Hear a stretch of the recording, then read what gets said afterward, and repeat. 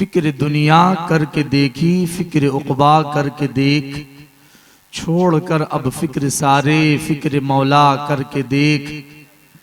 फिक्र दुनिया करके देखी, फिक्र उक़बा करके देख, छोड़कर अब फिक्र सारे, फिक्र मौला करके देख। किसने किसको क्या दिया, कौन है किसका बना। किसने किसको क्या दिया, कौन है किसका बना। सबको अपना करके देखा, रब को अपना करके देख। सबको अपना करके देखा, रब को अपना करके देख। मुअज़्ज़ज़ सामईन, बिरादरान दीन, पर्दे से सुनने वाली इफ़्फ़त माब, हमारी प्यारी प्यारी माओ बहनों, अल्लाह पाक का एहसान है और उसका करम है कि परवरदिगार आलम ने हमें और आपको अहम और कीमती बातें, दीन की बातें, ईमान की बातें, इस्लाह की बातें सुनने और सुनाने का मौका इनायत फरमाया है। मैं शुक्रगुजार हूँ बिरादर अजीज जनाब नज़रुल इस्लाम भाई साहब का और मौलाना मुज़फ़्फ़र हसन रहमानी साहब का, इसी तरीक़ा से हैदर भाई का, इन तमाम अहबाब का शुक्रगुजार हूँ कि उन्होंने मुझे यहाँ बुलाया, दावत दी और बोलने का मौका दिया। परवरदिगार आलम उन तमाम हजरात को कबूल फरमाए, उनकी मेहनतों को और आप हजरात की आमद को सुनने और सुनाने को शर्फ कबूलियत अता फरमाए। मेरे भाइयों, बहुत ही मुख्तसर वक्त आप हजरात का लेना है और उसके बाद रुखसत हो जाना है, फिर एक अजीम शख्सियत को आपको सुनना है। मुझसे जो वक्त लिया था मौलाना नज़रुल इस्लाम साहब ने, जो तारीख और जो वक्त की बात हुई थी, वो तारीख भी ख़त्म हो गई और वो वक्त भी ख़त्म हो गया। वो तारीख भी गुजर गई और वो वक्त भी गुजर गया। अब मैं आपके सामने रूबरू हुआ हूँ इस हालत में कि रात के 12 ही नहीं बजे बल्कि 12 से ज़्यादा बज गए हैं। अक्सर लोगों के भी 12 बजे जो चले गए और आप हजरात का भी 12 तकरीबन बज ही गया होगा, लेकिन ज़बरदस्ती बैठे हुए हैं। आप हजरात की हिम्मत की दाद देनी पड़ेगी। आपका बजा हो या ना बजा हो, घड़ी के साथ साथ मेरा 12 बज चुका है। मैं 12 बजे से पहले तक बोलने का आदी हूँ, उसके बाद बहुत दुश्वार हो जाती है बात। मेरे प्यारो, हमें और आपको एक टारगेट मुतय्यन करना पड़ेगा, टारगेट तय करना पड़ेगा कि हमें क्या करना चाहिए। हमसे पहले जिन अकाबिर उलमा की आपने बात सुनी, खास तौर से नौजवान आलिम दीन मौलाना मंसूर साहब कासमी की, फिर उसके बाद अपने मुल्क के मायनाज खतीब मौलाना अनवारुल्लाह फलक साहब कासमी की बात, फिर मुख्तसर और निहायत जामे जो है इनकलाबी बात और इस्लाही बात और तामीरी और फिक्री बात चंद मिनटों में हजरत मौलाना मुज़फ़्फ़र हसन रहमानी साहब ने आपके सामने बहुत ही दर्दमंदाना और गय्यूराना अंदाज में बल्कि और हकीमाना अंदाज में आपके सामने बात रखी। अब इन तमाम बातों के बाद मजीद गुंजाइश नहीं रह जाती कि मुझ जैसा कम इल्म आदमी आपको जहमत दे, मगर चूंकि हुक्म बड़ों का है इसलिए चंद मिनट 8 से 10 मिनट बमुश्किल मैं आप हजरात के सामने रहूंगा, उसके बाद रुखसत हो जाऊंगा। मैं 3 बातें आप हजरात के सामने रखना चाहता हूँ। मेरे प्यारों बुजुर्ग और दोस्तों, गौर कीजिए कि अल्लाह पाक ने हम पर कितना बड़ा एहसान फरमाया है, कितना बड़ा एहसान फरमाया है। अल्लाह पाक ने हमें ईमान की दौलत दे करके, इंसान बना करके, ईमान वाला बना करके हमें कितने सारे इनामात और एहसानात से हमें नवाजा है। हम अपने आप में गौर करें कि अल्लाह का कितना बड़ा करम हुआ कि अल्लाह ने हमें हमारी तख्लीक कितनी बेहतरीन फरमाई है। हम अपने आप पर गौर करें और इस तख्लीक के मराहिल से गुजारने के बाद अल्लाह ने ईमान की दौलत से सरफराज फरमाया।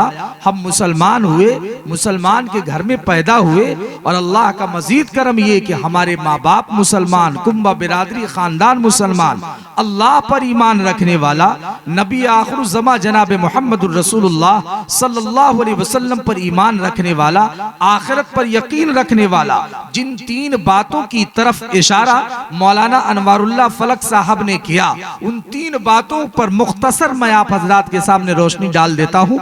मेरे प्यारो, हम सब मोमिन हैं, मुसलमान हैं। इसकी क्या दलील है? मुसलमान किसे कहते हैं, मोमिन किसे कहते हैं? मुसलमान वो होता है जो अल्लाह को एक मानता हो, अल्लाह की इबादत करता हो, अल्लाह के अलावा किसी और को इलाह नहीं मानता हो। अल्लाह को अल्लाह मानने का मतलब क्या है? क्या अल्लाह को अल्लाह कह लेना या अल्लाह को अल्लाह जान लेना? नहीं मेरे प्यारो, अल्लाह को अल्लाह मानने का मतलब यह है कि अल्लाह के अलावा किसी और की इबादत नहीं की जाए। अल्लाह ने अपने कुरान में बतलाया, इन्ननी अनल्लाह ला इलाहा इल्ला अना फअबुदनी। ऐ मेरे प्यारो, हम अपने अल्लाह को अल्लाह इस तौर पर मानते हैं कि वो सारी कायनात का खालिक व मालिक है, तने तन्हा उसने पूरी कायनात को बनाया है। वही हकीकी रब है जिसका इकरार हम हर नमाज में करते हैं, और जितनी मर्तबा सूरतुल फातिहा पढ़ते हैं उतनी मर्तबा कहते हैं अल्हम्दुलिल्लाहि रब्बिल आलमीन। वक्त नहीं कि इस सिलसिले में तफसील पेश की जाए, बस ये बात समझ लेनी चाहिए, हम अल्लाह को एक मानते हैं, यकता मानते हैं, उसी को खालिक व मालिक और राज़िक मानते हैं। वही हाजत रवा और मुश्किल कुशा है, और एक वक्त आएगा हमें उसके सामने पेश होना है, वो जर्रा जर्रा का हिसाब लेगा। रिसालत के ताल्लुक से हमें ये बात मालूम होनी चाहिए कि जैसे हम इस बात पर ईमान रखते हैं कि तमाम नबी बरहक कमोबेश 1,24,000 अंबिया इस दुनिया में तशरीफ लाए, जितने पैगंबर रसूल और अंबिया आए हम सब पर ईमान लाते हैं और सब पर यकीन करते हैं। लेकिन उसके साथ साथ अल्लाह तबारक व तआला ने सबसे आखिर में जो अपना महबूब पैगंबर भेजा, वो हुजूर अनवर दो जहां के पैगंबर, महबूब रब अकबर, शाफी महशर, साक़ी कौसर, हुजूर रहमतुल लिल आलमीन, राहतुल आशिकीन, जिनका इशारा भी दीन, जिन पर हमें और आपको यकीन, प्यारे आका जनाब मोहम्मदुर रसूलुल्लाह सल्लल्लाहु अलैहि वसल्लम को हम और आप सिर्फ इस हैसियत से नहीं मानते कि हमारे नबी नबी हैं। नहीं मेरे प्यारो, नबी को सिर्फ नबी मान लेना काफी नहीं है। हम मुसलमानों का ये अकीदा है कि नबी सिर्फ नहीं, नबी नहीं, इमामुल अंबिया भी मान ले तो काम नहीं चलता, महबूब किबरिया भी मान ले तो काम नहीं चलता, सारे नबियों का सरदार मान ले तो काम नहीं चलता, बल्कि इमामुल अंबिया को, महबूब किबरिया को, सारे नबियों के सरदार को, प्यारे आका जनाब मोहम्मदुर रसूलुल्लाह सल्लल्लाहु अलैहि वसल्लम को आखिरी नबी मानना, इस हैसियत से कि आप आखिरी नबी हैं, आपके बाद कोई नबी पैदा होने वाला नहीं, जिसकी बशारत अल्लाह के हबीब ने खुद दी है और जिसकी तालीम अल्लाह के कुरान ने दिया। खुद मेरे नबी ने फरमाया, अल्लाह के कुरान ने कहा, मा काना मुहम्मदुन अबा अहदिम मिन रिजालिकुम वलाकिन रसूलुल्लाहि व खातमुन नबिय्यीन। खुद हमारे नबी ने फरमाया, अना खातमुन नबिय्यीन ला नबिय्य बादी, मैं आखिरी नबी, मेरे बाद कोई नबी पैदा होने वाला नहीं। ऐ मुसलमान भाइयों, जाकर के अपनी माओं से, बहनों से, बेटियों से बतला देना, खत्म नबूवत इतना अहम तरीन मसला है कायनात में, अल्लाह के बाद और तौहीद के बाद इससे बड़ा कोई मसला नहीं। लेकिन अफसोस हमारी उम्रें 30 और 40 साल की हो गई, 50 और 60 साल की हो गई। कभी हमने अपनी बीवी को बैठा करके, कभी अपनी बेटी को बैठा करके, कभी अपनी माँ को बैठा करके, कभी अपनी औलाद को बैठा करके, कभी अपने घर वालों को बैठा करके खत्म नबूवत का मसला नहीं समझाया। खत्म नबूवत का अकीदा इतना अहम अकीदा है जिसके यकीन के बगैर और जिस अकीदे को माने बगैर, जिसको एक्सेप्ट किए बगैर कोई मुसलमान मुसलमान कहला नहीं सकता। कोई मुसलमान औरत उस वक्त तक मोमिना नहीं हो सकती जब तक पैगंबर आलम जनाब मोहम्मदुर रसूलुल्लाह सल्लल्लाहु अलैहि वसल्लम को अल्लाह का आखिरी नबी न तस्लीम कर ले। ऐ लोगों में चलते चलाते एक बात बतला दूं, अल्लाह अल्लाह आपको मालूम होगा, इसी दरभंगा में, पटना में, अररिया में और न जाने कहां कहां बड़े शहरों में, कलकत्ता में, मुंबई में, दिल्ली में, मंगलौर में, केरला में, बेंगलोर में और न जाने कौन कौन से शहर और सूबों में मेरे प्यारों खत्म नबूवत के खिलाफ काम चल रहा है और लोग खत्म नबूवत का इनकार कर रहे हैं। इस सिलसिले में मेहनतें हो रही हैं। हमारे जो नौजवान काम करने जाते हैं, अल्लाह अकबर, उनको बहकाया जाता है, समझाया जाता, वर्गलाया जाता है। ऐ लोगों, ऐसे में हमारी जिम्मेदारी बढ़ जाती है कि खत्म नबूवत का ताल्लुक डायरेक्ट ईमान से है और अल्लाह के नबी की जात से है। अल्लाह अल्लाह, कौन ऐसा मुसलमान होगा जो इस सिलसिले में बेफिक्री से काम ले। ऐ मुसलमानों, तौहीद के बाद रिसालत अहम तरीन अकीदा है जिसके बगैर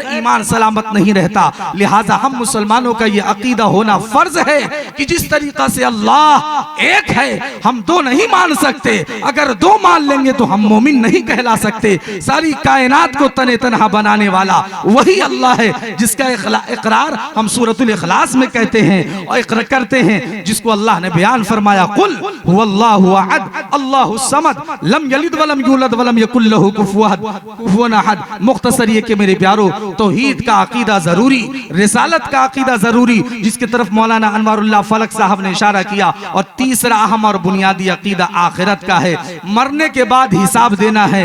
ऐ लोगों, अल्लाह की जात पर यकीन रखना है, जिसके ताल्लुक से हमने जिसके ताल्लुक से अल्लाह के नबी सल्लल्लाहु अलैहि वसल्लम ने आगाह फरमाया, कुरान ने ये बात हमें बतलाई। हम जो आयते करीमा पढ़ते हैं, अलहम्दु की सूरत पढ़ते हैं, अल्हम्दुलिल्लाहि रब्बिल आलमीन अर्रहमानिर रहीम मालिक यौमिद्दीन, मालिक है रोजे जजा का, बदले के दिन का मालिक है, क़यामत के दिन का मालिक है। कल हम जब इस दुनिया से चले जाएंगे, हर एक को जाना है लोगों, अल्लाह के हुजूर अपने अमाल का हिसाब देना है, हर एक को दोबारा जिंदा होना है। इस बात का यकीन रखना और अकीदा रखना जरूरी है। इतनी मुख्तसर सी बात के बाद बस एक अहम बात बता करके 3 मिनट और हमारा रह गया, रुखसत होना चाहता हूँ। ऐ लोगों, ये अकीदा आखिरत इतना अहम है, इसके बगैर भी इंसान मोमिन नहीं हो सकता और जन्नत में नहीं जा सकता। जन्नत में जाने के लिए और जहन्नम से बचने के लिए और मोमिन बने रहने के लिए और बहालत ईमान दुनिया से जाने के लिए जरूरी है कि अकीदा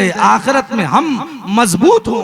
मेरे प्यारो, अकीदे आखिरत क्या है? वो इस बात पर आमादा करता है कि एक मोमिन अपनी ईमानी हालत के साथ दुनिया में जिंदा रहे, एक मोमिन पूरी ईमानी और इस्लामी तशख्खुस के साथ अपनी जिंदगी को गुजारे, इस इस्तेहजार के साथ कि मरने के बाद हमें तमाम अमाल का हिसाब देना है। एक तो हुकूकुल्लाह के ताल्लुक से है, दूसरे हुकूकुल इबाद के ताल्लुक से है। बस मुख्तसर 2 मिनट में ये मेरे प्यारो, हुकूकुल इबाद में सबसे अहम तरीन हक जो है वो माँ बाप का है। ये उन्वान मुझे दिया गया था। ये अफसोस की बात है, मेरे साथ अक्सर ऐसा होता है कि अपने इलाके में 10 से 15 मिनट का ज्यादातर वक्त मिलता है, तफसील से बात नहीं किया जा सकता। लेकिन हाँ, एक बात ज़हन में आती है जिससे दिल को इत्मीनान होता है कि भाई कोई भी काम अल्लाह की मर्जी के बगैर नहीं होता।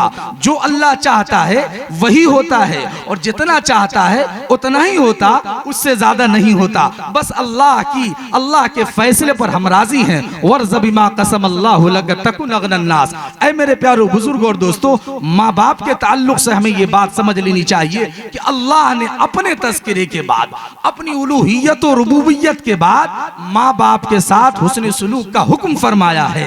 वबिल वालिदैन इंसाना। अल्लाह अल्लाह वक्त नहीं, वरना मैं आपको तफसील से बतलाता। मुख्तसर इतना जान लें, इस धरती पर जिसके बारे में अल्लाह का कुरान कहता, नबी का फरमान कहता और बार बार कहता और झिंझोड़ कर कहता, मर्द और औरतों से कहता, नौजवानों से कहता कि माँ बाप का इकराम किया जाए, माँ बाप के साथ हुस्न सुलूक किया जाए, माँ बाप के सामने निगाह ऊंची करके बात न की जाए, आवाज ऊंची करके बात न की जाए। वो माँ जिसके कदम के नीचे जन्नत बतलाई गई, वो बाप जिसको जन्नत का बेहतरीन दरवाजा बतलाया गया, वो बाप जिसकी रजा में अल्लाह की रजा है, वो बाप जिसकी इताअत में अल्लाह की रजा है और जिसके नाराजगी में अल्लाह की नाराजगी है। कोई अपने बाप को नाराज करके जन्नत में उस वक्त तक नहीं जा सकता जब तक कि उसका वो अजाब न चख ले और वो अजाब का मुस्तहिक बन जाता है और अजाब में मुब्तला हो जाने के बाद अजाब उस पर आता है और इस सजा को भुगतने के बाद ही वो जन्नत में जा सकता है। जब माँ बाप नाराज हों तो अल्लाह कभी राजी नहीं हो सकता। ऐ मेरे प्यारो बुजुर्ग और दोस्तों, अपने माँ बाप के ताल्लुक से सोचिए कि जब हम छोटे थे माँ बाप कितनी शफ़क़त और मोहब्बत से हमें पाला। आज अफसोस के साथ कहना पड़ता है। बस एक बात की तरफ इशारा करके अपनी बात खत्म करता हूँ। लोग ये समझते हैं कि माँ बाप के सामने ऊंची आवाज में बात करना गुनाह है। यकीनन सही बात है। लोग ये समझते हैं कि माँ बाप की बात न मानना, ये नाफरमानी करना गुनाह है, कबीरा है। बिल्कुल सही है, लेकिन क्या हमने कभी सोचा कि ऐसा अमल करना जिससे माँ बाप की बदनामी हो, ऐसा अमल करना जिससे माँ बाप की बेइज्जती हो, ऐसा अमल करना जिससे माँ बाप को के दिल को ठेस पहुंचे, वो भी गुनाह कबीरा में शामिल, और वो भी अल्लाह की नाराजगी का सबब है। आज नौजवान बच्चे स्कूलों कॉलेज जाते, कोचिंग सेंटर जाते, मुसलमान बच्चियां स्कूलों कॉलेज जाती और जो है ट्यूशन जाती, कोचिंग सेंटर जाती, लेकिन कभी उन्होंने सोचा कि हमारे अमाल कैसे हैं, हमारे किरदार कैसे हैं, हमारे आदात कैसे हैं, हमारा काम कैसा है? कहीं हमारे किसी अमल की वजह से हमारी माँ की रुसवाई तो नहीं होगी, हमारे बाप की बदनामी तो नहीं होगी? ऐ मेरी बहनों, अगर हमारे किसी अमल की वजह से हमारे माँ बाप की बदनामी हुई, जिल्लत और रुसवाई का हम सबब बने, अल्लाह कभी हमें माफ नहीं करेगा। अल्लाह के लिए समझिए, माँ बाप की हर तरीका से कदर कीजिए। परवरदिगार आलम ने मौका दिया है, अगर हमने माँ बाप को राजी किया, अकीदे तौहीद सलामत रहे, इसी तरीका से अकीदे रिसालत पर हम मजबूत रहे, अकीदे आखिरत हमारा मजबूत रहा, और इन अकायद के मजबूती के साथ अमाल सालिहा हमारे जिंदगी में रहे, तो परवरदिगार आलम ने चाहा तो बहालत ईमान हम दुनिया से जाएंगे। बस अल्लाह तबारक व तआला से दुआ फरमाने कि परवरदिगार आलम मुझे और आप तमामी हजरात को इन अकायद पर मजबूती के साथ जमे रहने की तौफीक अता फरमाए, और आमाल सालिहा से आरास्त और मुज़य्यन फरमा दे। खास तौर से अपने माँ बाप के साथ अच्छे सुलूक और अच्छा बर्ताव, अच्छे अखलाक किरदार हम पेश करने वाले हों। इस सिलसिले में अल्लाह इसकी हमें तौफीक अता फरमाए। आमीन व आखिरु दावाना अनिल हम्दुलिल्लाहि रब्बिल आलमीन। या इलाही, तू हमें आमिले कुरान कर दे, फिर नए सिरे से मुसलमान को मुसलमान कर दे। वो पैगंबर जिसे सरताज रसूल कहते हैं, उसकी उम्मत को जरा ताबे कुरान कर दे। वस्सलामु अलैकुम व रहमतुल्लाहि व बरकातहू।